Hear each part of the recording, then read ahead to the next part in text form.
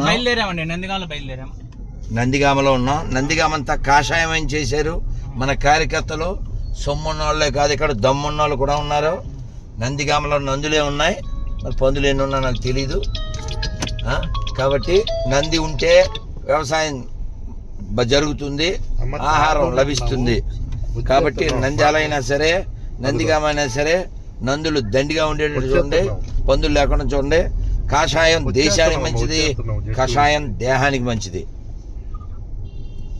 చూసారా, కాషాయమయమైపోయింది. ఇదే దేశానికి అవసరం. ఇంకా పచ్చపెచ్చలు, నల్ల ముచ్చులు అవన్నీ దేశానికి కాదు ప్రపంచానికే ప్రమాదం. అన్నీ ఒకటి అనేవాడు ఇంకా అసలు సొసైటీకి ఇంకా ప్రమాదం. సో ఇవాళ ఏదో విశేషం ఉన్నట్టుంది. ఇవాళ ఏం డేట్? వాళ్ళ స్కూలా? School is national building. బాగుంది. పిల్లలు తెలిసిలేరా, ఉండరా కొంచెం గాలి అన్నవేరా. కుప్పం ఆడి తిప్పు. చాలా దేశ భక్తులంతా అక్కడ పెట్టినట్టు మధ్యలో దానికి కామెంటరీ అడిగారు. నిన్ను అడిగారా?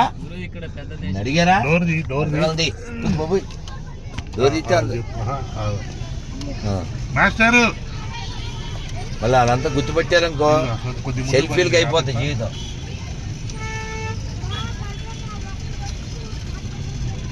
హర హర మహాదేవ. నెమ్మదిగా, పిల్లల్ని కంగారు పెట్టకండి. నిజంగా ఈ పిల్లలందరినీ చక్కగా కాపాడుకుంటే, ఇందులో ఏ ప్రకాష్ రాజు రాకుండా, నేను చెప్పాను అర్బన్ నక్సల్స్ రాకుండా, హిందూ దేశభక్తులు రావాలి, ఈ దేశాన్ని ప్రేమించే వాళ్ళు రావాలి. స్టేషన్ దగ్గర ఆగుతాం. గుడ్డోళ్ళు ఇప్పుడు గుడి దగ్గర రమ్మన్నారు కదా, గుడి దగ్గరకే వస్తాం. హిందువులు ప్రాణాలు పోతుంటే స్పందించిన వాళ్ళు వెళ్ళాలని కోరుకుందాం. Right side. అవును, ఇంకా అశోక్ బిజీగా ఉన్నాడు, మనం కూడా బిజీగా ఉన్నాం. అదే మంత్రం చెప్పుకుందాం.